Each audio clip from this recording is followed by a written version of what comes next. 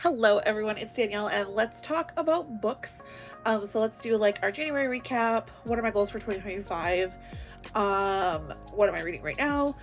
All that good stuff. So my goal for 2025 is to read 50 books again. The other thing that I have added in is I'm going to try to do more audiobooks.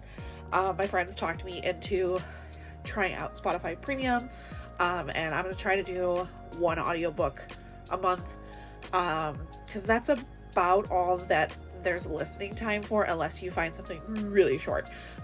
So I'm going to try to do audiobooks as well.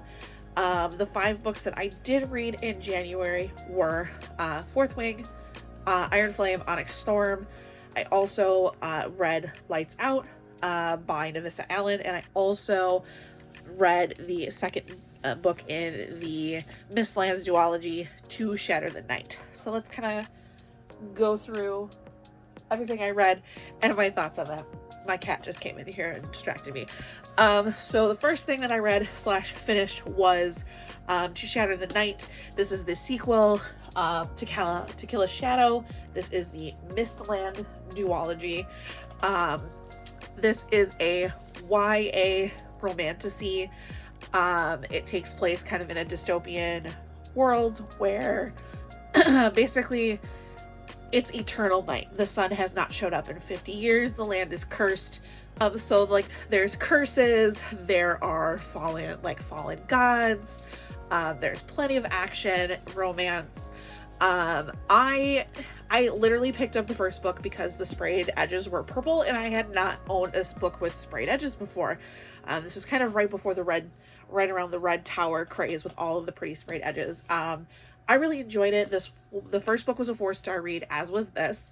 I did find I'm so used to my YA being more closed door. So this felt like upper YA / was that new adult, like this is like on that cusp of that young adults / starting to move into the adult category. I did think it was really good. I did rate it 4 stars. Entertaining. Would highly recommend if you like romantasy, but not necessarily like looking for spice, obviously, because this is still a young adult novel. But it's the Mistland duology. The first one is To Kill a Shadow. The second one is To Shatter the Night. I compared the fourth one was like Fourth Wing without the dragons, because this also has I believe they're called epigraphs, which are the little blurbs at the beginning of each chapter. And this is it's multi POV. It's the female and the female main character and the male main character for this. So I read this. The audiobook that I chose was Lights Out by Navissa Allen. I picked up the book because I was starting to get FOMO from everybody reading this, more so listening to the audiobook. But then again, like my friends talked me into getting Spotify Premium. I loved the audiobook. This was hilarious, and I also think that this solidifies that I like dark romances more than I thought I did. I definitely will be checking out the next book that comes out, and I probably will do the audiobook of that as well. This was just super fun. For me, it was the perfect balance between the dark romance aspect and the humor. I adored the humor in this. I thought it was a good balance. And I love seeing people's reaction to this, the audio, and whether or not they think they should read this. This was fun. I loved this. This was a 5-star read. This was my first 5-star read for the year. I ate this up. I loved it. And again, I cannot wait for the next one in the series. I reread Fourth Wing and Iron Flame. I read those on my Kindle, just more for convenience sake. Not that I don't own multiple copies behind me. They were both 5-star reads on my reread. I caught things I missed the first time around. One of the things a lot of people dislike, spoiler warning, I'm just gonna say that for the Empyrean series, Empyrean series, oh my god, words are hard, is that because everyone thinks Violet is super duper annoying in Iron Flame, and I think upon rereading it, she's annoying because she's overwhelmed. She's learning all these secrets, she's learning things about herself and all these other things, and for me, reading it a second time, I saw Violet more as an overwhelmed person who wasn't making smart choices because she was overwhelmed, and I saw maybe like a more human aspect of her the second time around, and I just loved the reread was definitely beneficial, and it made jumping into Onyx Storm that much easier. That being said, I did read Onyx Storm. This I'm classifying as a 6-star read. I ate this up. I loved this. I was giggling, I was theorizing, I was jokingly had a bingo card in my head of things that I called and things that I didn't call. I just have the standard deluxe edition.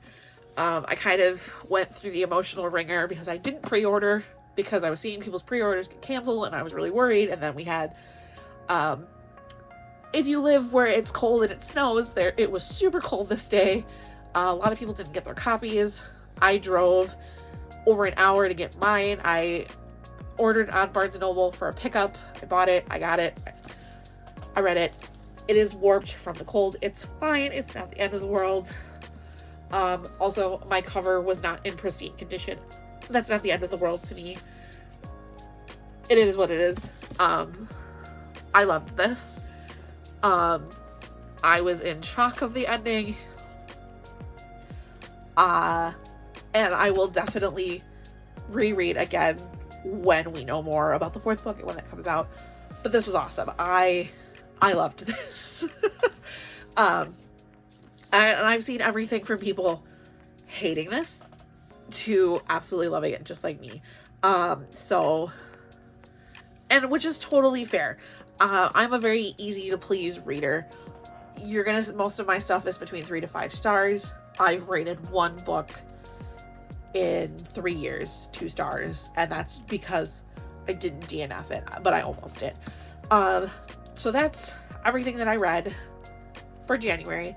I did already finish reading. I was reading Catwoman Soul Stealer by Sarah J. Maas.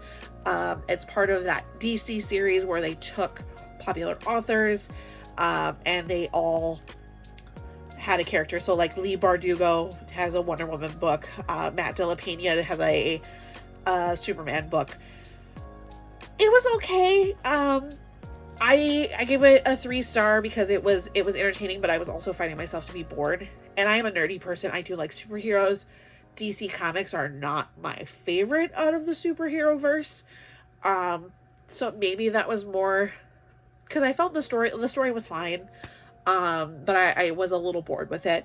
And then my current Kindle read, I am continuing to read Anathema. I put it on pause to do my 4th reread. But I'm back reading Anathema. I'm enjoying it, but there's so much, I appreciate that there is a glossary and everything in the beginning, but there's just a lot of fantasy words. And having fun. I just reached the halfway point for that one. And hoping to finish it within the next week. Then I picked up for my book that I take to work with me. I am reading Daughter of the Pirate King. I've had it on my TBR for a long time. I'm really, really enjoying it. I love that it is upper YA. And I also I love that it's pirates. And definitely seeing the Pirates of the Caribbean influence from it. And it's very fun. I'm enjoying it greatly. And it seems to be a more fast-paced read, which is great. And then my physical book that I am also coming back to is The Wren in the Holly Library. I did start that in November. And I'm very much a mood reader, and it's like I like what I've read so far. I wasn't just vibing with it at the time, so I'm gonna slowly pick it back up and see where that goes from there. As for what I'm gonna read next, I'm not 100% sure. There are some things on Kindle Unlimited that I've had my eyes on, but I'm not sure what series I want to go where. And I believe my next physical read after the Run of the Holly Library, I think I'm gonna do The Games the Gods Play. I believe that's what that's called.